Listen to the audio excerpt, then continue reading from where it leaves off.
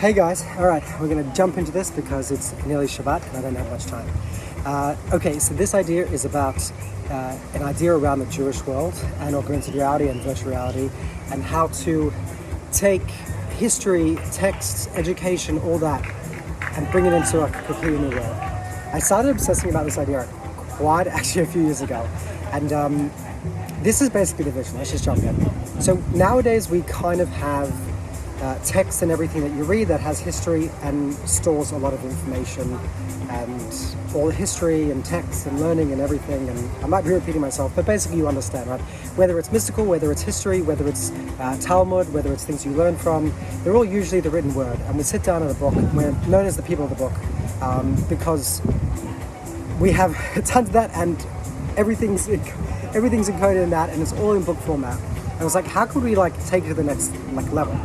So first was imagine if, let's say you're reading a piece of Talmud, right? And it's, let's say, a story about a cave, a story about rabbis or students speaking about concepts, and they're going through various different areas. Imagine if you could dive into that world in virtual reality, when you find yourself in a cave, you're surrounded by other people in the class, and you're able to hear this thing going on, right? This class going on, and different people are able to talk about different things. Now, you could even stand up and ask a question because you know what's going to happen later on, and they're going to be able to dialogue, right? We're going to go into how they can do this in a second. But imagine if you're then able to finish off the lesson and walk out. This is a whole new, and just remember, this is a whole new concept away from sitting and just reading books. It's being able to, it's some way being able to bring into this new universe, right?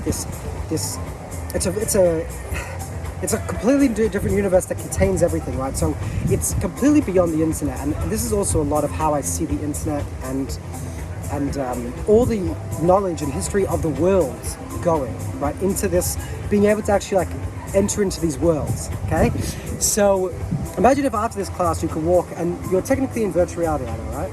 And you can walk outside and you can ask the teacher different questions, and maybe this is a great stage. And imagine if you could walk from the classroom or wherever the setting was, and you could walk with this sage. So I don't know, for some reason I was always thinking of Rabbi Akiva. And you're able to walk with him down the street and continue having that conversation. And he can actually walk you past different areas. So again, my imagination was just about Jerusalem. It's you're walking down the streets of Jerusalem in the ancient times, in virtual reality, speaking to the sage, and he's able to take you to his house. You can meet different people.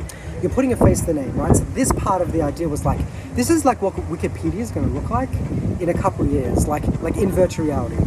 So right now you have let's say profiles of text, and all this information about people are encoded into these pages in Wikipedia.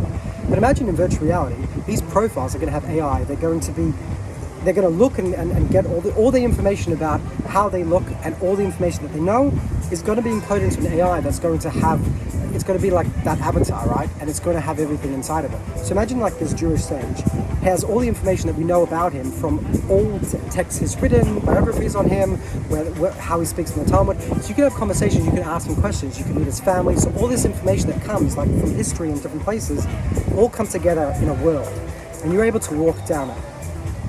And then this is how this goes afterwards. I was like, okay, imagine if you could then pause it and say, okay, hold on one second. Let's say you've walked all the way to the Beit HaMikdash.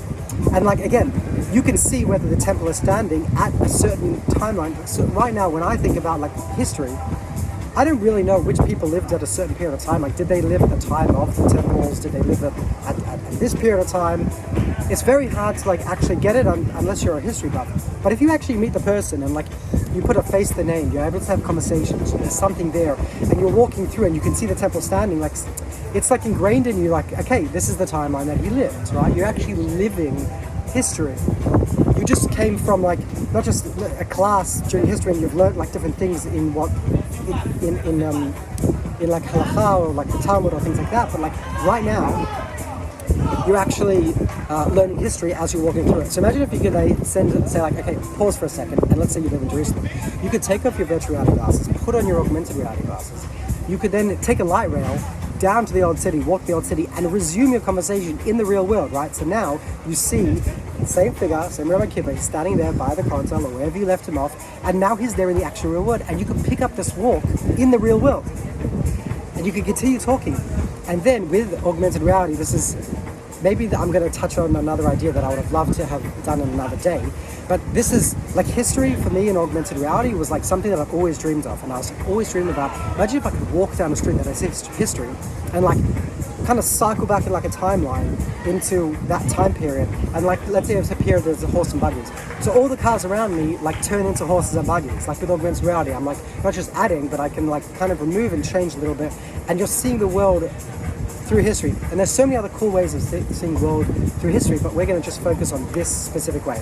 So I'm walking down the actual streets of Jerusalem, but if I dial down to his time period, instead of like seeing high rises and buildings and how they look nowadays, I'm actually looking at fields and small little huts. And all this information is gleaned from all the different places. So it's historically accurate, or however close you can be to being historically accurate.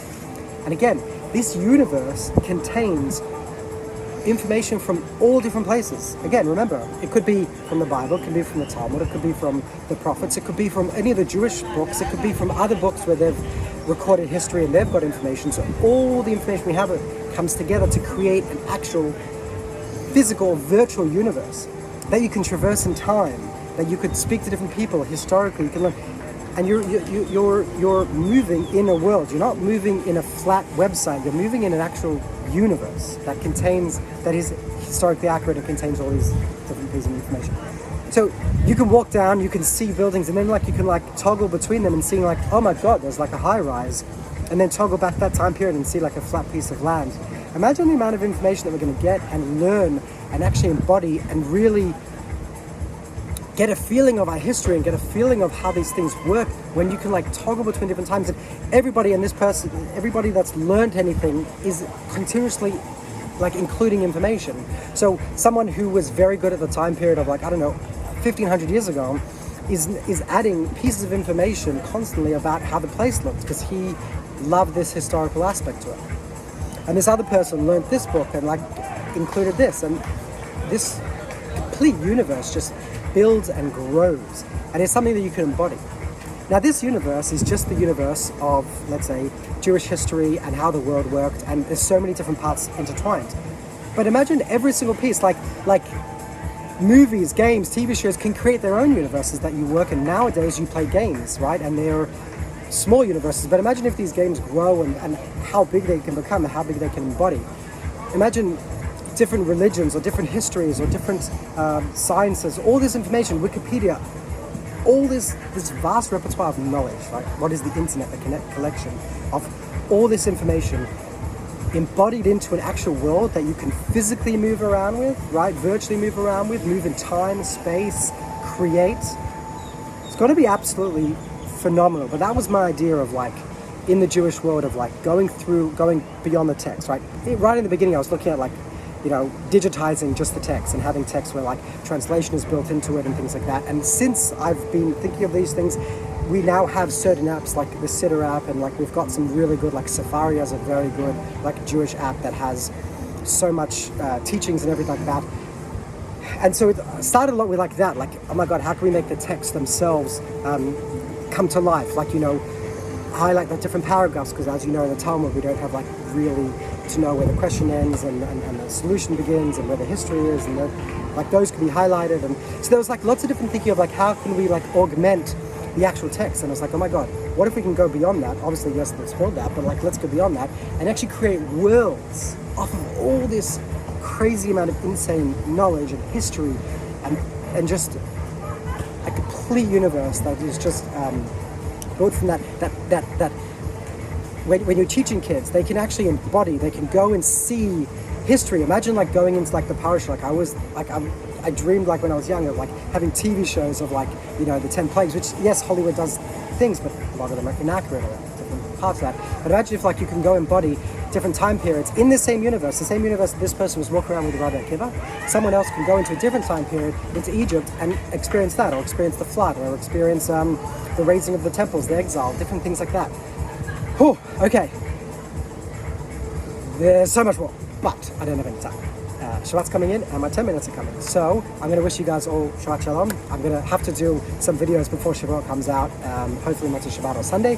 So Chag Sameach for everyone else, and I'll see you guys in the future.